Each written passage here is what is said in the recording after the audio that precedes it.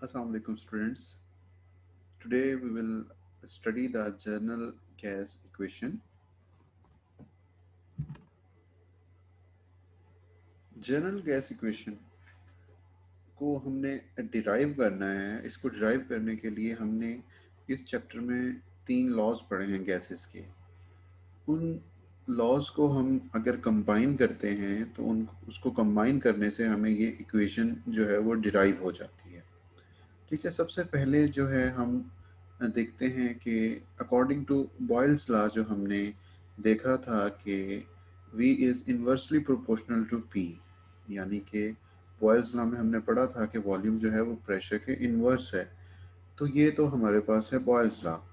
उसके बाद हमारे पास था चार्ल्स लॉ। चार्ल्स लॉ में क्या था कि volume is directly proportional to T था। ये हम जैसे ही टेम्परेचर बढ़ाएंगे तो उसके साथ साथ जो है वो वॉल्यूम बढ़ेगा।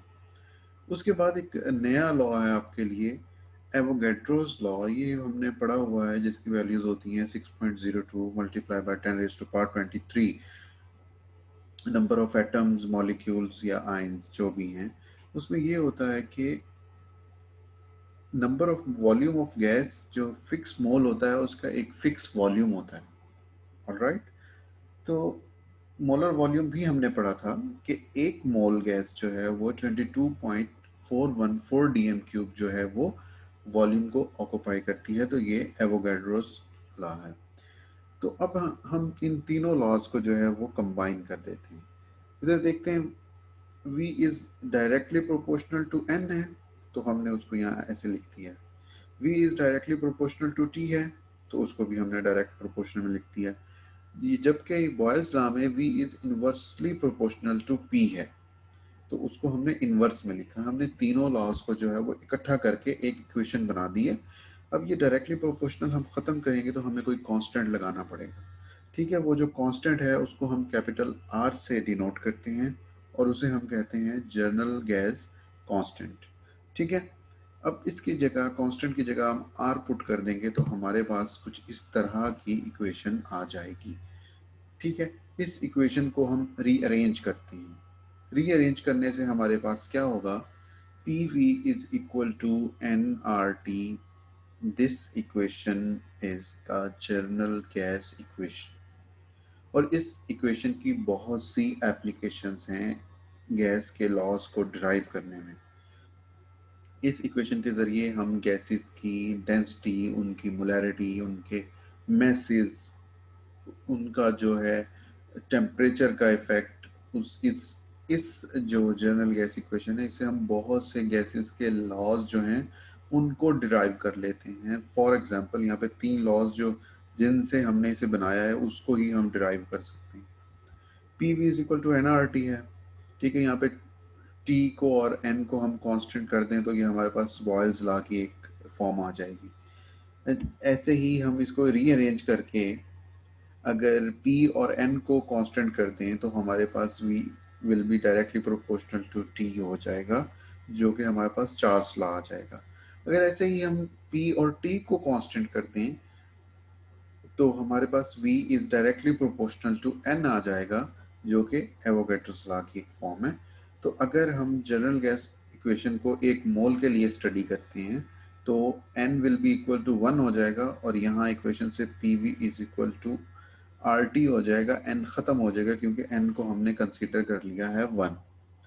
नेक्स्ट चलते हैं, आइडियल गैस कांस्टेंट आर। ये आपको आ जाता है शॉर्ट क्वेश्चन के तौर पे कि what is ideal gas constant.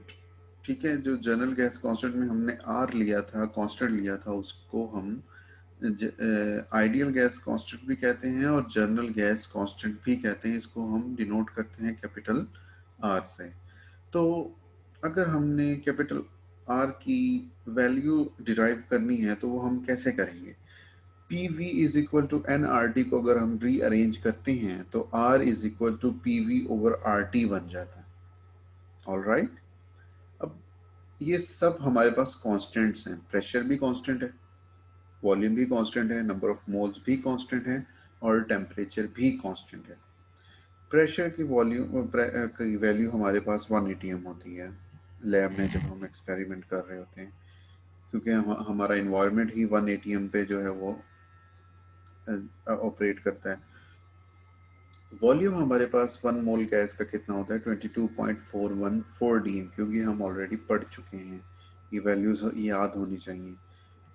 Number of moles of gas 1 मोल की बात कर रहे हैं, ठीक है।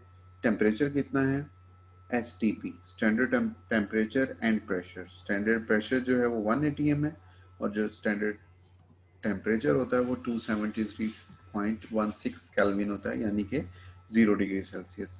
जब हम इसको रीअरेंज करेंगे तो इसको सिंप्लीफाई करेंगे तो हमारे पास आर की वैल्यूज जो आ जाएंगी 0.0821 D M cube A T M पर केल्विन पर मोल।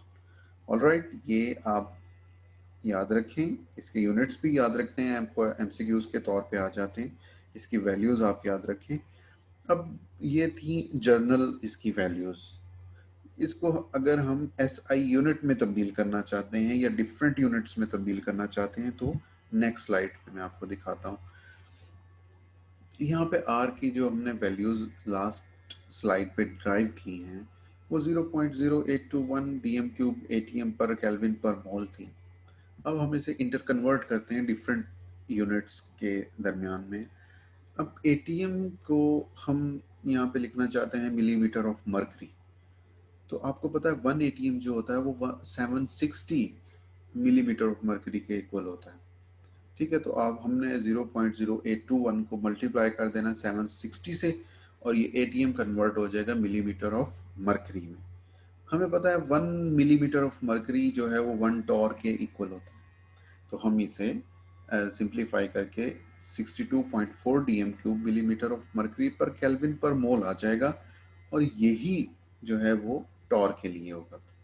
फिर यहाँ पे 62,400 c m cube torr per kelvin पर मोल है। यहाँ पे क्या किया है हमने, यहाँ पे डी एम क्यूब था उसको सी एम क्यूब में ले गए हैं, तो उसको 1000 से मल्टीप्लाई करते हैं। ऑलराइट, ये थे जर्नल यूनिट्स। अब हम बात करते हैं एस आई यूनिट की।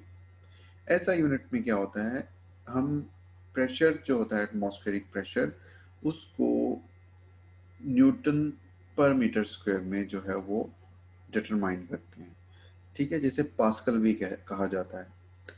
और जो एस आई यूनिट है वॉल्यूम का वो है मीटर क्यूब। तो 1 डी एम क्यूब को हम मीटर क्यूब में चेंज कर देंगे, 1 मीटर क्यूब हो जाएगा। नंबर ऑफ मोल 1 मोल ही होते हैं। टेम्परेचर हमारा एसआई यूनिट में वही केल्विन में होता है। ये सारी वैल्यूज हमारे पास आ चुकी हैं। प्रेशर की हमारे पास आ चुकी है न्यूटन पर मीटर स्क्वायर में।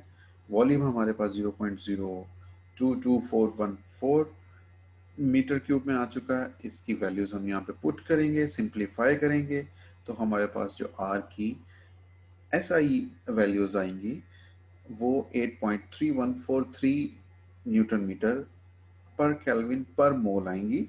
और आपको पता है 1 newton metre is equal to 1 joule, तो ये आपके पास 8.3143 जाउल पर केल्विन पर मोल हो जाएगा। और बड़ा इंपॉर्टेंट आपका एमसीक्यू है यहाँ पे, 1 calories is equal to 4.18 joule.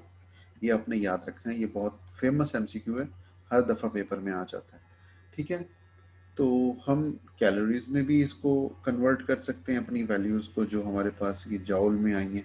तो इसको डिवाइड करेंगे 4.18 से, तो आपके पास जो आर की वैल्यूज़ आएंगी, जनरल गैस कांस्टेंट की वैल्यूज़ आएंगी, वो 1.989 कैलोरीज पर केल्विन पर मोल आ जाएंगी, ठीक है। ये थे डिफरेंट मेथड्स आर को डिराइव करने के, उसके यूनिट्स को इंटरचेंज करने के। आज हमने जनरल गैस कांस्टेंट को डिराइव करने का जो मेथड है वो सीखा है। तीनों हमने लॉज जो हैं उनको कंबाइन किया, और उससे general gas constant, general gas को डिराइव किया, जो कि बनती है P V is equal to N R T. उसके बाद उस जनरल गैस कांस्टेंट का एक कांस्टेंट था जिसे हम आर कहते हैं, कैपिटल आर से उसे डिनोट करते हैं। तो उसके हमने डिफरेंट यूनिट्स देखे। तो इसको आप अच्छे से देख लें, तैयार करें। अपना ख्याल रखिएगा। अल्लाह हाफ़िज़।